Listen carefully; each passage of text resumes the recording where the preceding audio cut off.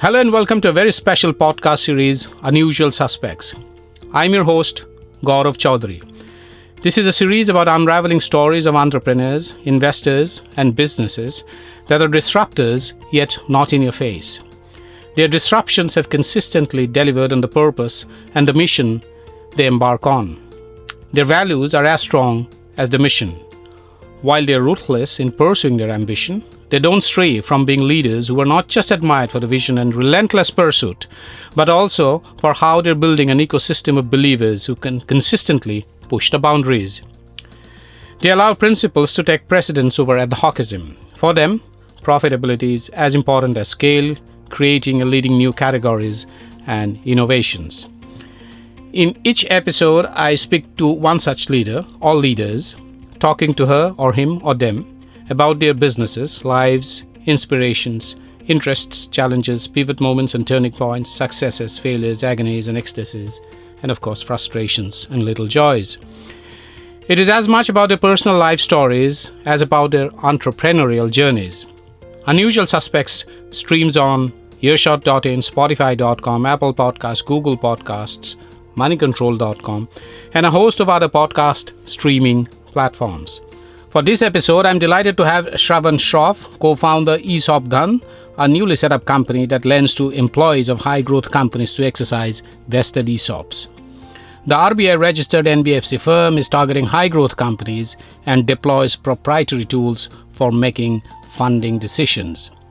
Shravan is known for changing the script when it came to film distribution by setting up a chain of single-screen cinemas and then moving into multiplexes through Fame Cinemas. He changed the name by bringing in PE money, India Value Fund, into the sector. He led a successful IPO for Fame Cinemas in 2005 and then exited the business through a strategic sale to Inox Leisure. By leveraging his deep understanding of finance and legal issues, Mr. Shroff plays the role of an active angel investor with over 50 investments. His notable investments include Get My Parking, Ola, Peabody, Far Eye Technologies, Vista Rooms, Exotel, Arav Unmanned Systems, ZipDial, O Rooms, Rubik's Data Sciences, and Earth Rhythm, among others. Welcome to Unusual Suspects, Shravan. Thank you, Gaurav. Shravan, let me start with a very basic question. How would you describe your company? Are you an NBFC, a fintech company, or something else? So, in terms of the legal structure, Gaurav, we are set up as an NBFC. We are in the business of lending to employees of high growth companies. But the NBFC structure is just the legal structure to help us make these loans to employees to convert their ESOPs into equity. So that's what we do. We use a variety of proprietary tools which help us make that decision. Now, if the usage of that proprietary tool gets me to be known as a fintech, so I'm a fintech. Honestly, I do not give too much importance to these names as such. The legal entity is an NBFC, but the main business, what we do is give loans to employees of selected companies that qualify post our diligence, help convert the ESOPs, vested ESOPs into equity. That's what we do. Right. And take us through your experience with startup teams over the years. What are the major concerns of employees rewarded with ESOPs that you can list out? And these are solutions that ESOPDhan is probably providing. Sure. So here's what it is, right? When employees are given ESOPs, ESOP essentially a employee retention tool. That's where they originally started out from. It works for the betterment of the employee as well as the company, because what companies can do is pay slightly below or below fair market value in terms of the salary to the employee. So there's a cash flow saving. If the company does well, which we hope that companies should do well, that's when the ESOP really comes into play. And the ESOP is always issued at a discount to the fair market value. So if the company does well and the fair market value goes up, the employee stands to make a lot of money. So it works on a win-win perspective for the employee as well as the employer. The problem really is that there is a perquisite tax that is charged by the government which is the difference between the fair market value and the exercise price. And that becomes payable upon exercise of the vested ESOP. That's where employees have a problem because there's an immediate cash flow outgo for them. And that's exactly where ESOPDhan comes in and funds the exercise price as well as the perquisite tax for the employee to the company. I would like to know what would be the estimated value of vested ESOPs by employees of Indian startups till date. It would be upwards of more than 10 billion, I would reckon, isn't it? So when you look at the startup, the way we've done this startup segmentation, we look at only $500 million and above in terms of the shortlist of companies, because we don't do very early stage. We do more mature companies, typically over $500 million and above. So when we ran our analysis, you're absolutely correct that the value of the vested but not exercised ESOPs for Indian companies, which are $500 million and above, is a mind-boggling $10 billion. And that's the space that we are playing in. It's needless to say we are not funding all of them, but just in terms of the market. Yeah, absolutely.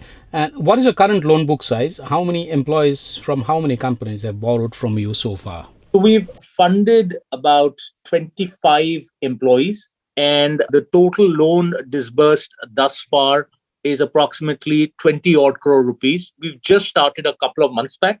We are in active discussion with another couple of companies. We actually work first with the company, and only when the company understands our value offering and it works for the company and for us, that's when we run an open townhouse with employees. So we market first to companies and we agree on taking the scheme forwards. That's when we open it up to employees of the selected companies. What is your business model? How does the unit economics work for you? So the unit economics is as follows, is, as I said, that there is a perquisite tax which is payable and the exercise price. We fund that to the company on behalf of the employee. So the employee becomes our borrower. We become the lender.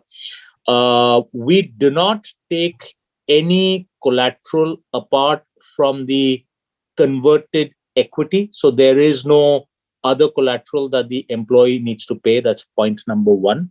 There is a coupon that accrues on the debt, but is not paid. So there's no cash flow impact. It's paid only upon the closure of the loan. It's interesting to state that we do not charge a compound interest on the loan. We charge only a simple interest on the loan. And apart from that, every year that the loan is outstanding, we take a small percentage of the converted equity of the employee as part of the loan fee. So the loan fee is made out in two parts.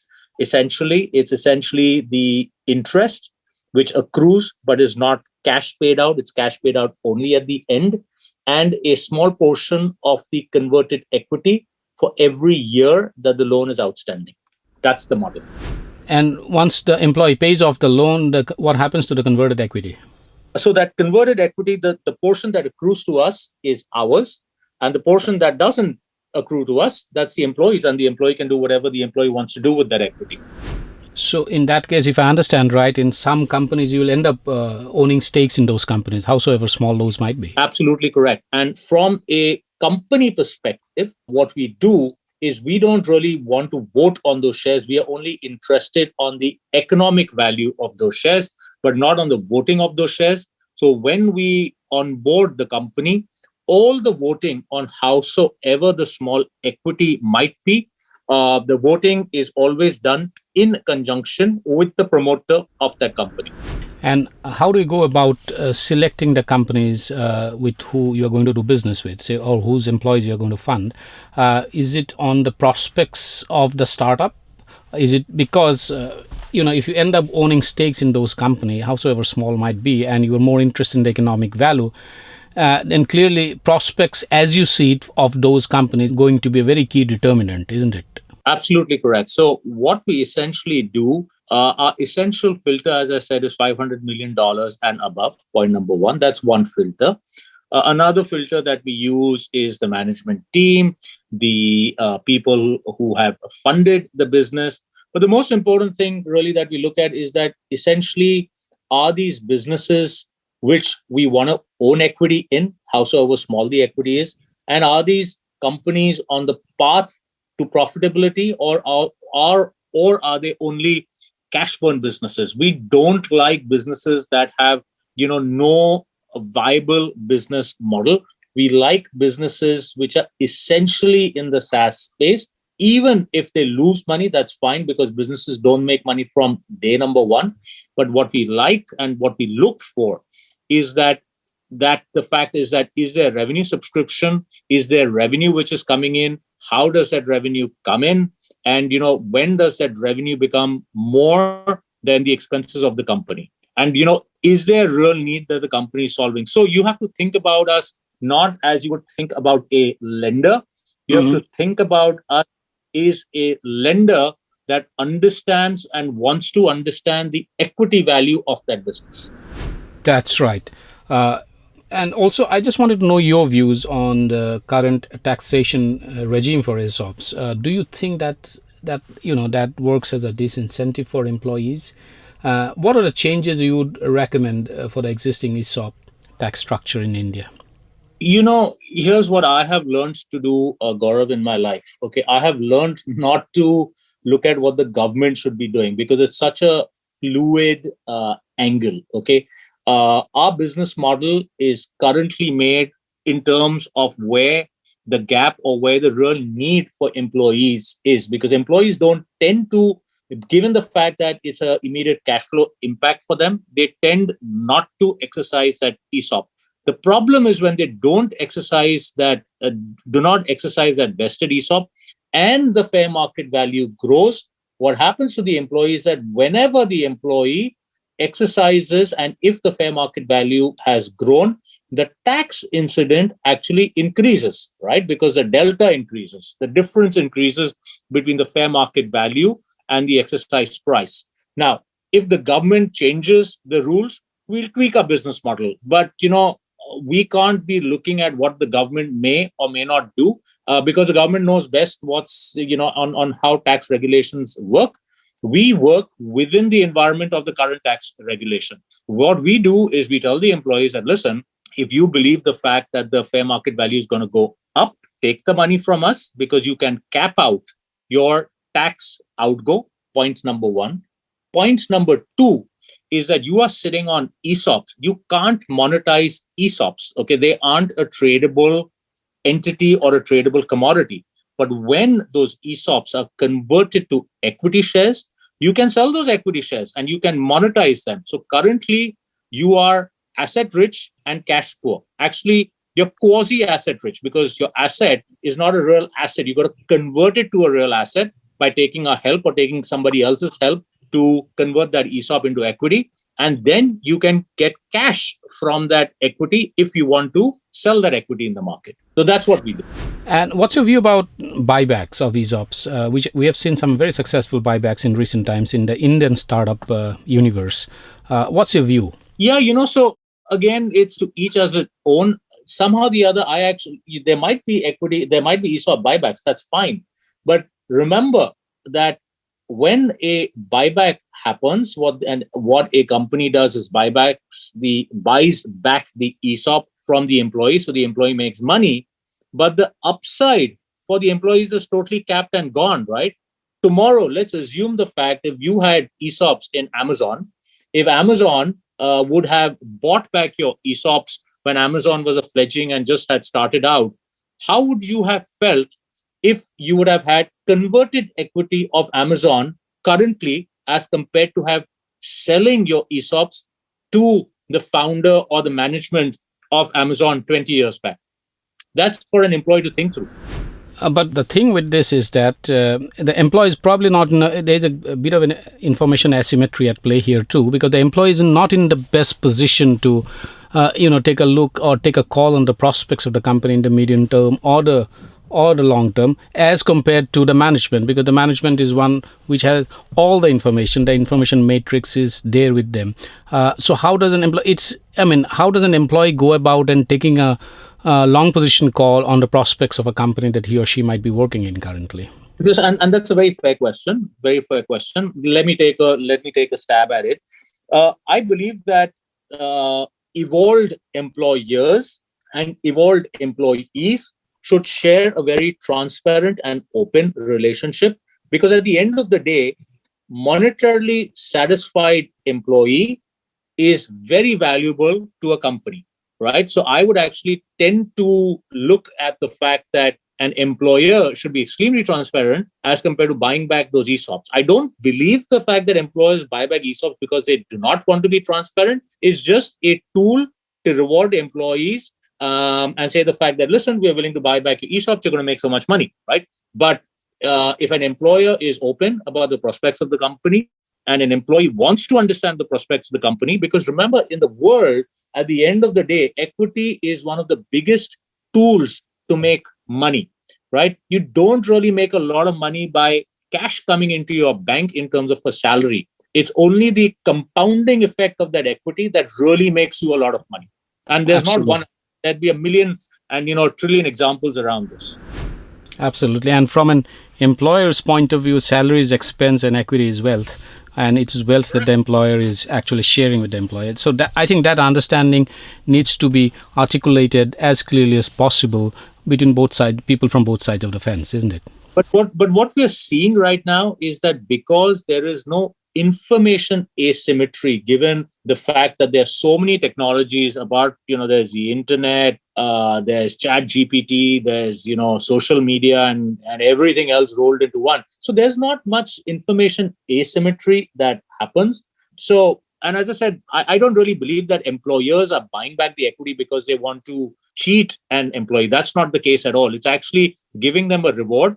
But it would be better if employees take their own view that, listen, would I rather tender those ESOPs, or should I tender none of the ESOPs? Or maybe let me tender 50% of those ESOPs and retain the balance 50 and get it converted, right? So it really depends on, an employee's perspective also. How much does he require the cash today? How much does he or she require the cash? Or how much does the employee want to retain all or part of that converted equity, of that converted ESOP?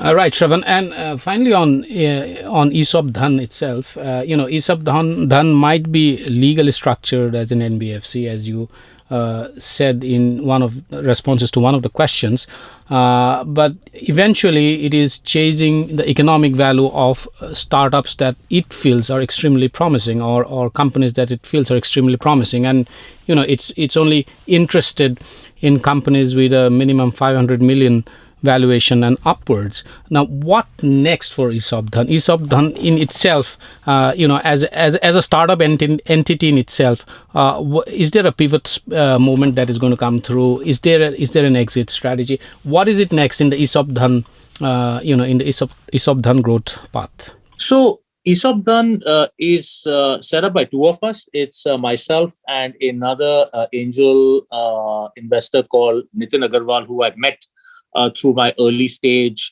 investing journey. Both of us own ESOPDhan equally. Again, Nitin has very, very deep startup knowledge. That's how we came together, because we saw this, gap in the market, etc. In terms of what's the long-term play for ESOPDhan, we want to grow our loan book to at least 500 crores to start with. We want to back companies. We want to, go after companies and employees of companies that we want to own equity in. We really haven't really crystallized our plans that what's next. We believe the fact that we have a good business model. There's a need of the hour, because the more and more people we speak to, they're more than happy and willing to talk to us.